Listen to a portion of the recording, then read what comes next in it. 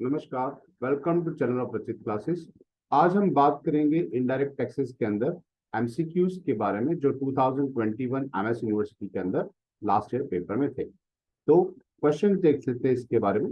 First question था, which of the following is excluded from the calculations of aggregate turnover. कौन सी चीज aggregate turnover के अंदर count नहीं होती? ऑल द टैक्सेबल सप्लाईज, जो ऑफ कोर्स होता है। एग्जेम्प्टेड सप्लाईज भी इसके अंदर काउंट होता है। Export of goods and service ये भी काउंट होता है, लेकिन किसी भी तरह का टैक्स कंसिडर नहीं किया जाता था। तो सीजीएसटी, एसजीएसटी, यूटीजीएसटी या आईजीएसटी, किसी भी तरह का जीएसटी इसके अंदर काउंट नहीं होता। सो answer is D, CGST, SGST, UTGST और आईजीएसटी। तो ये जो हमें टैक्सेबल सप्लाई एग्रीगेट टर्नओवर के बारे में पता है, तो इस पे जीरो रेटेड सप्लाई भी होता है, एक्सपोर्ट भी होता है, एग्जेम्प्टेड भी होता है, टैक्सेबल और इंटरस्टेट सप्लाई भी इसके अंदर काउंट किया जाता है, लेकिन किसी भी तरह का टैक्स काउंट नहीं किया जाता। नेक्स्ट क्वेश्चन है, टैक्स क्या होता है? वॉलेंट्री पेमेंट, आपको करना है तो करो वरना मत करो। सेकेंड, डोनेशन, आप डोनेट कर रहे हो। थर्ड, एनफोर्स कंट्रीब्यूशन है या फिर गिफ्ट दे रहे हो। तो टैक्स जो होता है वो कंपलसरी पेमेंट करना होता है, उसका मतलब होता है एनफोर्स, और ये आपका कंट्रीब्यूशन होता है enforce contribution. So answer is C, it's enforce contribution. Next question is, which of the following is product and subject excise and GST board? यानी कौन सी चीज ऐसी है जिसके ऊपर एक्साइज ड्यूटी भी लगाई जाती है और जीएसटी भी लगाया जाता है? तो the tobacco and tobacco products, mobile phones, air conditions या फिर furniture.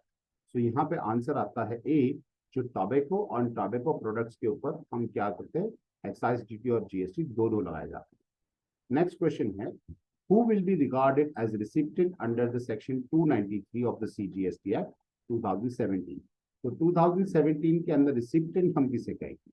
If the consideration is payable for the supply of goods and services, consideration अगर पेमेंट किया गया है तो यहाँ पे कौन सा पर्सन होगा जो रिसिप्टेंट कहलाएगा? Person liable for the pay the consideration, यानी जो कंसिडरेशन पे करेगा वो।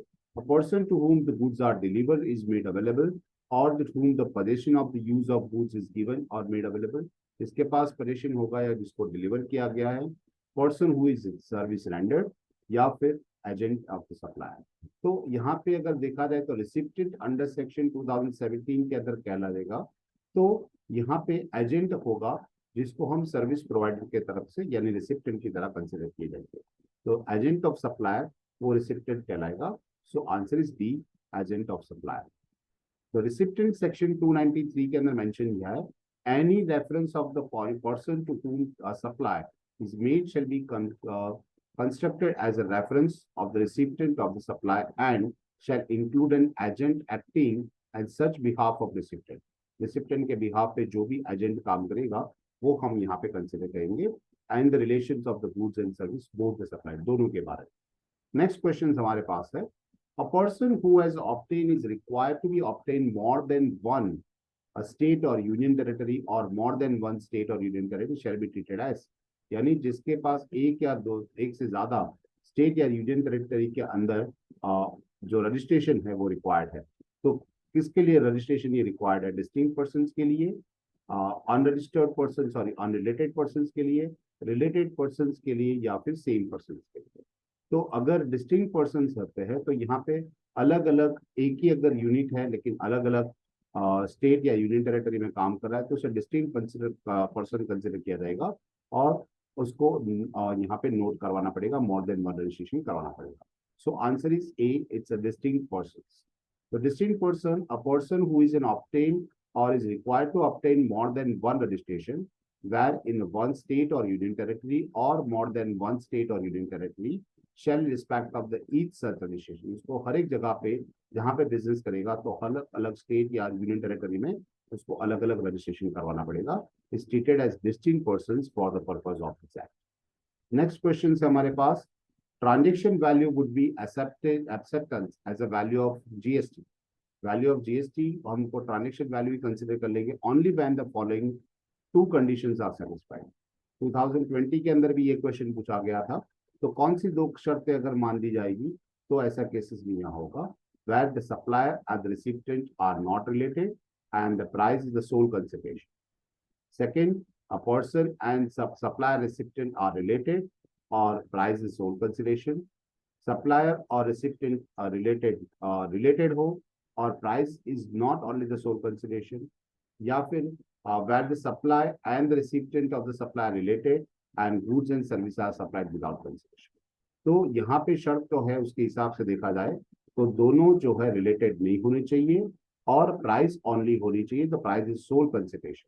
सो answer is A, where the supplier and recipient of the supplier are not related, or second thing, the price is the sole consideration for the supplier. Next question is, which of the following is excluded while determining the transaction value under the CGST Act 2017? कौन सी चीज यहाँ पे consider नहीं की जाएगी transaction value के अंदर? Any taxes, duties, cesses, fees या charges levied under the statutes, या फिर any amount that supply to be liable to pay the relations to the supply but which has been incurred by the recipient for supply, यानी कोई भी अगर relations उसके तहत खर्चा किया गया है वो. थर्ड, इंटरेस्ट और लेट फी और penalty, delay payment of the consideration, या फिर subsidies provided by the central and state government. तो यहाँ पे जो सब्सिडीज प्रोवाइड की जाती है उसे हम कंसिडर नहीं करते. सो ट्रांजेक्शन वैल्यूज के अंदर subsidy provided by central and state government यहाँ पे नहीं है. Next question, manufacturer who have opt for the composition scheme, जो कॉम्पोजिशन स्कीम का बेनिफिट लेता है लायबल टू पे जीएसटी या सीजीएसटी और SGST at blank percentage of the turnover in the state और यूनियन टेरिटरी. कितने परसेंट उसको composition scheme के तहत पेमेंट करना पड़ेगा? 1%, 5%, 15% या फिर 18%. तो यहाँ पे मैन्युफैक्चरर को 0.5% सीजीएसटी, 0.5% एसजीएसटी, कुल मिला के 1% उसको पेमेंट करना पड़ता है. सो यहाँ मैन्युफैक्चरर के लिए जो रूल्स है वो कुछ इस तरह के. रेस्टोरेंट्स के लिए और अदर्स के लिए रूल्स भी है हमारे पास. रेस्टोरेंट के लिए सीजीएसटी 5%, 2.5% लगता है. एसजीएसटी या यूनियन टेरिटरी टैक्स 2.5%, टोटल 5%, और अदर्स के अंदर हमारे पास 1% है. तो हमें यहाँ क्वेश्चन पूछा गया था मैन्युफैक्चर के लिए, तो हमारा आंसर होगा 1%. Next question is, if location of supply and the place of supply are in the same state, दोनों एक ही स्टेट के अंदर हो और सेम यूनियन टेरिटरी, तो ट्रीटेड एज उसे क्या कहेंगे और इट विल बी अट्रैक्टेड, कौन सा टैक्स लगेगा?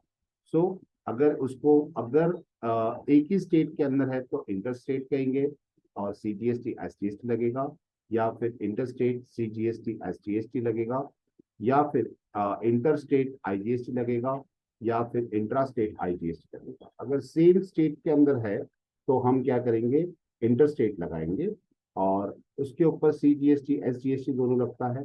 सो आंसर इज ए या फिर बी, यहाँ पे दोनों सेम आंसर है, तो इंटर स्टेट के अंदर लगेगा CGST SGST. Next question is, which of the following person is not required to get compulsory required to be registered under the GST? ये कौन कौन से बंदे हैं जिसको रजिस्ट्रेशन करवाना कंपलसरी नहीं है? A person making an interstate taxable supply, यानी interstate taxable supply करते हैं वो. Casual taxable person making taxable supply, non-resident taxable person making taxable supply, या agriculturist to the extent of supply of product out of the cultivation of land. यहाँ पे composition scheme की बात नहीं चल रही, सिर्फ कंपल्सरी रजिस्ट्रेशन की बात चल रही थी. तो इसके लिए हम एक रूल देख लेते हैं पहले. तो रूल है हमारे पास, the person not liable for registration of the GST section 23 के अंदर मेंशन किया है, जिसका एग्रीगेट टर्नओवर जो है 20 या 10 लाख के अंदर कम है, और फॉलोइंग केसेस के अंदर उसको रजिस्ट्रेशन नहीं करवाना है. जो exclusively engage in business of supplying goods and service are not related to tax, जो टैक्स में नहीं आता ऐसी कोई चीज, या फिर exclusively engage in business supply goods and service that are wholly exempt, या फिर एग्रीकल्चर की बात है, या agriculture to the extent of supply of the product out of the cultivation of land. So हमारे पास जो ऑप्शन थे उसके अंदर हमारे पास थर्ड ऑप्शन था, agriculture to the extent of supply at the product out of the cultivation land, जो हमारे ऑप्शन के अंदर डी ऑप्शन भी दे रखा था. So answer is D, agriculturist को यहाँ पे रजिस्ट्रेशन कराना कंपल्सरी नहीं है. नेक्स्ट क्वेश्चन है, indirect taxes are blank in nature. किस तरह का टैक्स होता है? ये प्रोग्रेसिव होता है, रिग्रेसिव होता है, कॉम्प्लीमेंट्री होता है, या फिर स्टेबल होता है. तो इनडायरेक्ट टैक्सेस जो होते हैं वो रिग्रेसिव होते हैं, प्रोग्रेसिव नहीं होते. डायरेक्ट टैक्सेस प्रोग्रेसिव होते हैं. सो आंसर यहाँ पे इनडायरेक्ट टैक्सेस आएगा B, regressive, not a progressive. Okay, next question is time of issue of invoice in case of taxable supply of the service is within India has adopted in GST model from, यानी जो time of supply जो invoice के time पे बनता है in case of taxable supply of service, तो India के अंदर जो अडॉप्ट किया है जीएसटी मॉडल वो कहाँ से है? कनाडा का तो वो पहले था, या फिर इंग्लैंड का था, जर्मनी का था, या फिर ऑस्ट्रेलिया का। तो इंडिया ने जो ड्यूल जीएसटी सिस्टम हमने डेवलप किया था वो हमने कनाडा से अडॉप्ट किया है। So answer is A, Canada. Next question हमारे पास है time of supply of invoice जो है in case of taxable supplies in the service within the blank from the date of supply service, यानी कहां तक आपको ये टैक्स पे करना है। इश्यू ऑफ इनवॉइस जब बन जाता है तो टैक्सेबल सप्लाई कब तक पे करना होता है? तो आपके पास ऑप्शन है 30 डेज, 60 डेज, 20 डेज या फिर 25 डेज। तो answer is A, that is 30 days के अंदर आपको ये पेमेंट करना होता है। तो ये थे 2021 के अंदर पूछे गए हमारे जीएसटी के थोड़े बहुत इलस्ट्रेशन हमने जो डिस्कस किए। All the best for your exams. और आपको अगर वीडियो पसंद आया है तो आप अपने फ्रेंड्स के साथ उसको शेयर कीजिए, लाइक जरूर कीजिए और सब्सक्राइब जरूर कीजिए। Have a good day.